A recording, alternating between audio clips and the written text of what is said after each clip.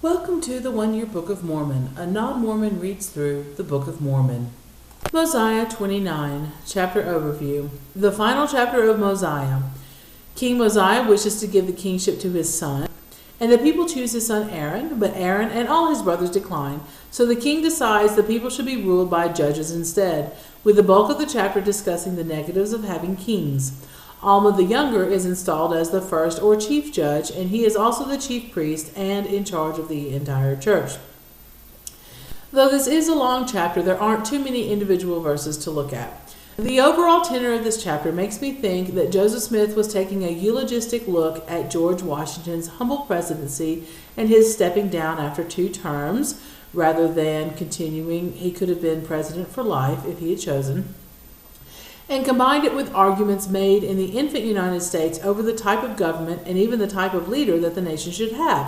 While we in our day can scarcely imagine the United States as having anything but a president, and take it for granted that such presidents serve only 2 terms at most, except for Franklin Roosevelt, many of the early Americans, including some of the founding fathers, resisted that, with some wanting to set up a monarchy, and others wanting the leader to be not a monarch per se, but for whatever leader to be a leader for life once elected.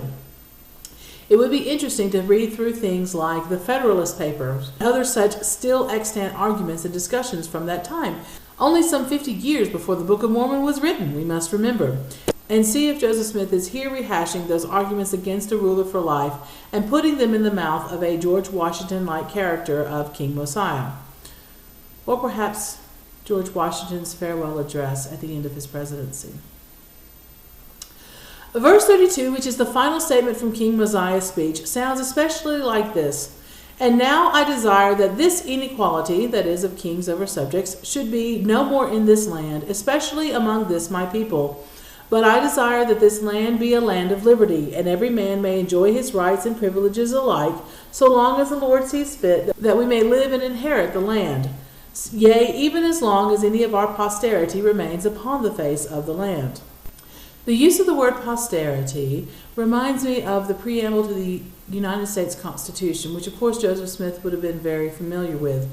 "We the people of the United States, etc., etc., to secure the blessings of liberty to ourselves and our posterity, do ordain and establish this Constitution for the United States of America." Okay. Yes, the word posterity could be used. It doesn't have to be plagiarism from the Constitution written at the time of George Washington. However, up until this point, the word posterity has never been used. And I did a word search in the Book of Mormon, and this is indeed the only time that it is used. Every other time they speak of future descendants, they use the word descendant or seed or offspring. Why posterity here in the part that sounds most like the United States and George Washington's farewell address or something similar from that time? The phrase "voice of the people" or something similar is said many times in this chapter, appearing 4 times in verses 25 through 27 alone. And it appears to me that this is designed to mimic the self-governing rule of the United States, rather than the monarchy which was still predominant in the world in the early 1800s. Here we have democracy, the voice of the people, put forward as the best form of rule, with it said, "It is not common that the voice of the people desireth anything contrary to that which is right." Yet verse 2 had the voice of the people wanting Mosiah's son Aaron to be the king, which means either they were in the wrong for wanting it, or Aaron was in the wrong for declining it. Yet then we're told of all the bad things about a king and kingship, particularly if the king is a bad king. So here we have the first time the voice of the people is talked about, and they're wanting the kingship to continue, but Mosiah tells them it's wrong. Wow. Another thing about the voice of the people. This is likely the basic foundation for the LDS form of church government, with everything being done by common consent. And they probably feel pretty safe, since they trust that it is not common that the voice of the people desireth anything contrary to that which is right. However, not only is this claim undermined by the first part of this chapter, as I already said, but it's also contrary to what the Bible says, particularly the book of Judges, which has a sad refrain repeated often: "Everyone did that which was right in his own eyes." and that mankind tends toward evil and must be restrained. Verse 45 says that Alma the older died at age 82, and verse 46 says that Mosiah died at age 63. This is quite a difference in age at death. Keeping in mind how like George Washington, King Mosiah is said to be, I wonder if it was just a coincidence that they also died at similar ages, 63 versus 67.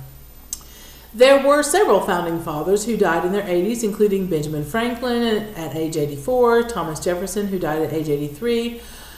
But I wonder if the inspiration for Alma, being said to be a priest, would be more of a religious figure of the day. For example, John Wesley, the founder of the Methodist denomination, with which Joseph Smith was definitely familiar, was 88 when he died. And Bishop McKendry, whose farewell sermon provided many parallels to King Benjamin's farewell sermon, was 77.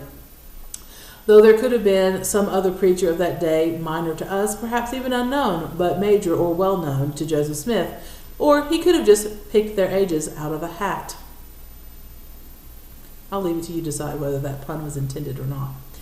Finally, verse 45 also tells us that it has now been 509 years since Lehi left Jerusalem. So this would be 89 BC if King Zedekiah's first year was 598 BC, which is the accepted historical date for the first year of King Zedekiah's reign. But remember that LDS.org dates it from 600 BC. So they would put that at 91 BC. Not a big difference. And thus ends the book of Mosiah in the Book of Mormon.